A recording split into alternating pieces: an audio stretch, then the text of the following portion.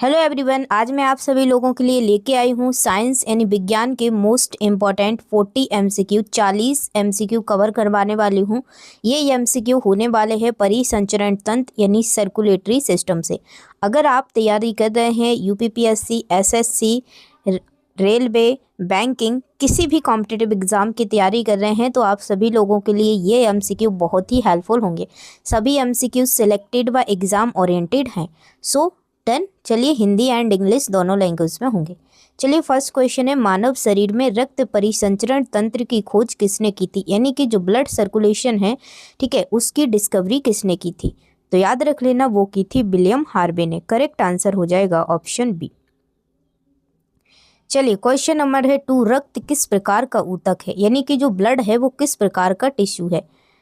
तो याद रख लेना, जो रक्त होता है वो एक कनेक्टिव टिश्यू होता है, क्योंकि हमारा ही रक्त होता है, उसी के थ्रू हमें सब कुछ पहुंचता है। ये एक हमारी बॉडी में कनेक्शन का काम करता है, इसलिए ये एक कनेक्टिव टिश्यू है। करेक्ट आंसर हो जाएगा ऑप्शन सी। डन। चलिए, नेक्स्ट क्वेश्चन है, एक वयस्क मनुष्य में औसतन कितना रक्त होता है?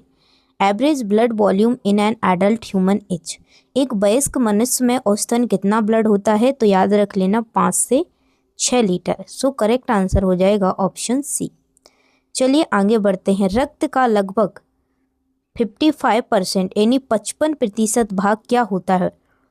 About 55% of blood consists of. तो याद रख लेना, वो होता है प्लाज्मा का। किसका होता है? प्लाज्मा का। और जो बचा हुआ 45% भाग होता है, उसमें होती हैं ब्लड सेल्स, ठीक है, जिसमें रहेंगी आरबीसी, डब्ल्यूबीसी, प्लेटलेट्स, ठीक है। चलिए, नेक्स्ट क्वेश्चन है, प्लाज्मा में जल की मात्रा कितनी होती है? प्लाज्मा में जो वाटर कंटेंट होता है वो कितना होता है? तो याद रख लेना बेटा, उसमें होता है 90 से 92% वाटर कंटेंट होता है प्लाज्मा के अंदर। सो करेक्ट आंसर है ऑप्शन सी। चलिए, नेक्स्ट क्वेश्चन है, रक्त का थक्का जमाने वाला मुख्य प्लाज्मा प्रोटीन कौन सा है? Which plasma protein plays the main role in blood clotting.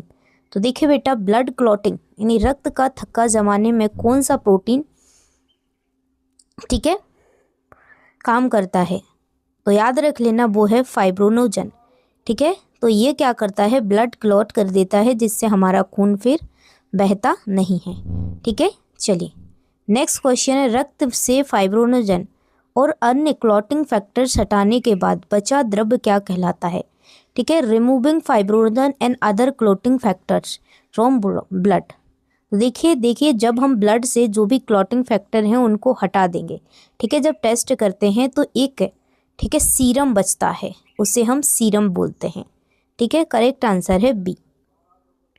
Next question है, आरबीसी का वैज्ञानिक नाम क्या है? Scientific name of RBC.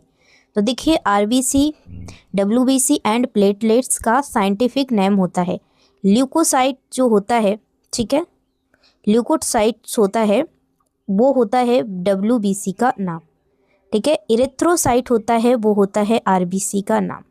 Thrombocyte होता है, ठीक है, वो होता है प्लेटलेट्स का नाम। और जो लिम्फोसाइट्स होते हैं, ठीक है, जो लिम्फोसाइट्स होते हैं, ठीक है, वो भी क्या होते हैं?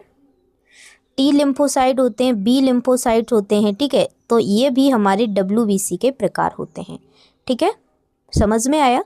तो leukocyte WBC, erythrocyte RBC and thrombocyte platelets, ठीक है। डब्ल्यूबीसी का काम होता है इन्फेक्शन से लड़ना, हमारी रोगों से रक्षा करता है, ठीक है। इरेथ्रोसाइट का काम होता है ऑक्सीजन को ले जाना। उसके बाद थ्रोम्बोसाइट्स यानी कि थ्रोम्बोसाइट्स होते हैं प्लेटलेट्स, जिनका काम होता है रक्त का थक्का बनाना। लिम्फोसाइट्स होते हैं, ये भी डब्ल्यूबीसी के प्रकार होते हैं। डन। चलिए आगे बढ़ते हैं। तो नेक्स्ट क्वेश्चन है कि आरबीसी का वैज्ञानिक नाम क्या है? Scientific name of RBC. तो देखिए, अभी बताया था जस्ट ऊपर मैंने, क्या होता है? इरेथ्रोसाइट। डन। करेक्ट आंसर हो जाएगा ऑप्शन बी। वही आ गया, डब्ल्यूबीसी का वैज्ञानिक नाम क्या होता है? तो याद रख लेना, डब्ल्यूबीसी का वैज्ञानिक नाम होता है ल्यूकोसाइट। बी ऑप्शन करेक्ट हो जाएगा, ठीक है। चलिए, नेक्स्ट क्वेश्चन है, प्लेटलेट्स का वैज्ञानिक नाम क्या होता है? ऊपर बता दिया था, थ्रोम्बोसाइट। बी ऑप्शन करेक्ट हो जाएगा। नेक्स्ट क्वेश्चन है, ऊंचाई पर जाने पर आरबीसी की संख्या पर क्या इफेक्ट पड़ता है? What happens to RBC count at high altitude. तो देखिए, जब हम ऊंचाई पर जाते हैं, ऊंचाई पर चढ़ते हैं, तो आरबीसी की जो संख्या होती है, रेड ब्लड सेल्स की वो संख्या होती है, वो क्या हो जाती है, इंक्रीज हो जाती है, बढ़ जाती है। ठीक है, करेक्ट आंसर यहाँ पे हो जाएगा ऑप्शन वी। सोते समय आरबीसी की संख्या लगभग कम हो जाती है। आरबीसी काउंट कितने, तो याद रख लेना 50%। करेक्ट आंसर है ऑप्शन बी। नेक्स्ट क्वेश्चन है, आरबीसी की संख्या किस यंत्र द्वारा मापी जाती है?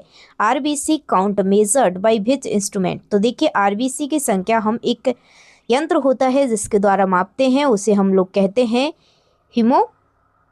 साइटोमीटर। ठीक है, हीमो मतलब ब्लड, साइटो ठीक है मीटर मेजर करने वाला, तो किस यंत्र द्वारा? साइटो मतलब होता है सेल। ठीक है, तो आरबीसी क्या है? एक सेल है। ठीक है, क्या है? सेल है। और मीटर मतलब मेजर करना, तो हीमो मतलब ब्लड, साइटो मतलब सेल, और मीटर मतलब मेजर करना। ठीक है, तो यहाँ पर करेक्ट आंसर हो जाएगा बी।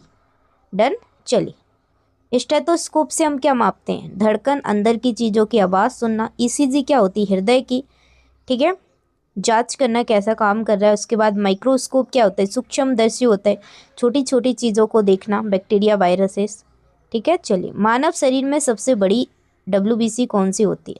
डब्ल्यूबीसी के कई टाइप होते हैं, यहाँ पर सबसे लार्जेस्ट डब्ल्यूबीसी पूछा है, तो याद रख लेना वो होती है मोनोसाइट। करेक्ट आंसर हो जाएगा सी।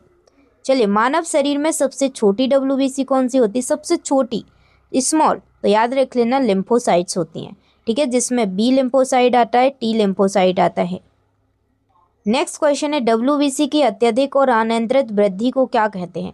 मान लो डब्ल्यूबीसी बहुत ज़्यादा बढ़ गई, तो उसे हम लोग कहते हैं ल्यूकेमिया। क्या कहते हैं? ल्यूकेमिया। करेक्ट आंसर है बी। नेक्स्ट क्वेश्चन है, डेंगू में किसकी तेज़ी से कमी होती है? डेंगू हो जाए किसी को तो कौन डिक्रीज हो जाता है रैपिडली? तो याद रख लेना उसमें प्लेटलेट्स। ठीक है, रक्त समूह यानी ब्लड ग्रुप की खोज किसने की थी? डिस्कवर्ड किसने किया था? तो याद रख लेना लैंडस्टीनर ने, कार्ल लैंडस्टीनर। नेक्स्ट क्वेश्चन है, आरएच फैक्टर की खोज किसने की थी? जो आरएच फैक्टर होते हैं उनकी खोज किसने की थी? तो याद रख लेना रहीसस मंकी। ठीक है, किस जीव में की गई थी? ठीक है, आपको पागल बना दिया। ठीक है, इसलिए देखिए यहाँ पर कैसे आरएच फैक्टर की खोज, बहुत सारे बच्चे होते हैं वो क्या करते, जल्दी किसने की थी, किसमें की थी, किस जीव में की गई थी? तो याद रख लेना रीसस बंदर में। ठीक है, रीसस बंदर के अंदर जो आरएच फैक्टर होता है ब्लड ग्रुप, उसकी खोज की गई थी। ठीक है ना। चलिए, नेक्स्ट क्वेश्चन है, ध्यान से पढ़ना है क्वेश्चन को। ठीक है, आरएच असंगति के कारण दूसरी गर्भावस्था में होने वाली बीमारी क्या कहलाती है? What is the disease caused due to Rh incompatibility in the second pregnancy? तो देखिए, फर्स्ट प्रेगनेंसी तो नॉर्मल हो जाएगी अगर किसी को आरएच फैक्टर है, सेकंड प्रेगनेंसी होगी तो उसमें वो चीज़ आ जाएगी। ठीक है, उसके बाद जो होता है उसे हम लोग कहते हैं एरेथ्रोब्लास्टोसिस फिलेटिस। करेक्ट आंसर है ऑप्शन बी, यह बीमारी होती है। हृदय को घेरने वाली दोहरी परत क्या कहलाती है? जो हार्ट को, हृदय को घेरती है, ठीक है, मेम्ब्रेन डबल लेयर्ड, उसे क्या कहते हैं? जो सराउंडिंग होती है हार्ट के, याद रख लेना उसे हम बोलते हैं पेरिकार्डियम। ठीक है, पेरिकार्डियम। ठीक है, पेरिकार्डियम। नेक्स्ट क्वेश्चन है, मानव हृदय का औसतन वजन कितना होता है? ठीक है, 250 से 300 ग्राम। ठीक है, करेक्ट आंसर हो जाएगा ऑप्शन सी। हृदय किस कक्ष की दीवार पर सबसे मोटी होती है? तो देखिए बेटा, जो हृदय होता है किस कक्ष, कौन से चैम्बर में सबसे थिकेस्ट होते हैं ये बाल? तो याद रख लेना लेफ्ट वेंट्रिकल में। ठीक है, कहाँ पर बेटा? Left ventricle. So correct answer है ऑप्शन, क्या हो जाएगा? करेक्ट आंसर हो जाएगा ऑप्शन डी।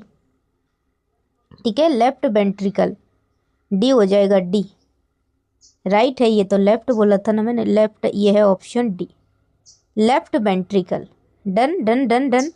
चलिए आगे बढ़ते हैं। नेक्स्ट क्वेश्चन है, फेफड़ों से शुद्ध रक्त सबसे पहले हृदय के किस भाग में आता है?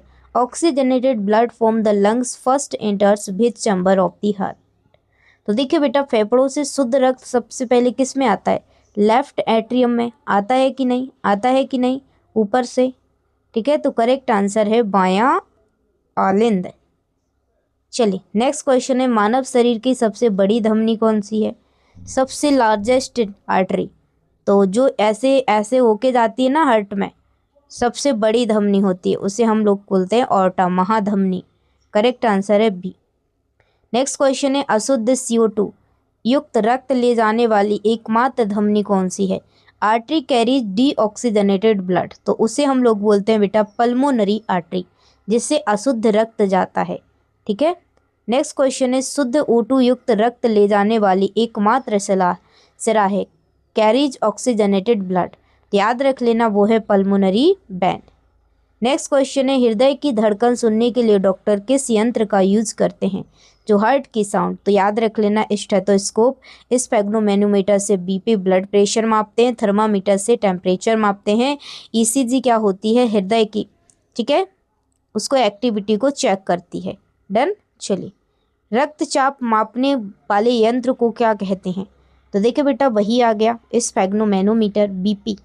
उच्च रक्तचाप, ठीक है, की स्थिति को क्या कहते हैं? मान लो किसी का ब्लड प्रेशर हाई है तो उसे हम लोग कहते हैं हाइपर हो गया, हाइपर टेंशन, और कम हो जाए हाइपोटेंशन। ठीक है, डन। चलिए, निम्न रक्तचाप की स्थिति वही आ गया हाइपो। नेक्स्ट क्वेश्चन है हृदय का प्राकृतिक पेसमेकर कहाँ स्थित होता है? तो देखिए जो पेसमेकर है ऐसे नोड, ठीक है, कहाँ पे होता है? ऐसे नोड पे, राइट एट्रियम। ठीक है। चलिए, हृदय की मांसपेशी को रक्त पहुंचाने वाली धमनियां कहलाती हैं। तो देखिए हृदय की मांसपेशी को रक्त पहुंचाने वाली धमनियां कहलाती हैं coronary artery. So correct answer है ऑप्शन बी। चलिए, कोरोनरी धमनी में रुकावट आने से कौन सी स्थिति उत्पन्न होती है? याद रख लेना वो होती है हार्ट अटैक। नेक्स्ट क्वेश्चन है हृदय की लबडब ध्वनि किसके बंद होने से उत्पन्न होती है? तो याद रख लेना वो होती है कपाट। करेक्ट आंसर है सी। नेक्स्ट क्वेश्चन है एक कार्डियक चक्र में कितना समय लगता है? याद रख लेना 0.8 सेकंड लगता है। नेक्स्ट क्वेश्चन है एक धड़कन में हृदय लगभग कितना रक्त पंप करता है? तो याद रख लेना एक धड़कन में, ठीक है, stroke volume 70 ml। Correct answer है सी। ECG का उपयोग किसकी जांच में किया जाता है? हार्ट की। नेक्स्ट क्वेश्चन है RBC में केंद्रक नहीं होता लेकिन इसका अपवाद कौन से स्तनधारी हैं? ऊंट और लामा। ठीक है, ऊंट और लामा, इसके क्या है? कैमल और लामा, ये क्या है? RBC में केंद्रक नहीं होता लेकिन इनमें होता है, ये अपवाद है। ठीक है। किस आनुवांशिक रोग में रक्त का थक्का नहीं जमता? कौन सा आनुवांशिक रोग है जिसमें ब्लड क्लॉट नहीं होता? वो है हीमोफीलिया। इसमें ब्लड जिसको हो जाए वो ब्लड बहता ही रहता है, बंद नहीं होता। सो आज का सेशन कैसा लगा आप सभी लोगों को? साइंस की अपनी जो सीरीज़ है वो 365 दिन चलने वाली है, धमाकेदार। सो आप लोग कनेक्टेड रहना। साइंस के किसी भी एग्ज़ाम की आप तैयारी कर रहे हैं, यहाँ पर आपको धमाकेदार MCQ सेशन मिलेंगे। GK कवर भी करवा देती हूँ और साइंस की स्पेशल आपको मिलेंगे। ठीक है, GS की, जनरल साइंस। सो कनेक्टेड रहना। एंड आज की क्लास कैसी लगी कमेंट सेक्शन में एक बार ज़रूर बताना। Thank you for this watching video and don't forget like share and subscribe. Bye, take care, love you all. कल आएंगे नेक्स्ट और मोस्ट इम्पॉर्टेंट MCQ। स्टार्टिंग में सरल हो सकते हैं लेकिन जैसे जैसे सरल कंप्लीट होंगे उसके बाद लेंदी क्वेश्चन लेके आऊँगे। ठीक है ना। Bye bye, love you all.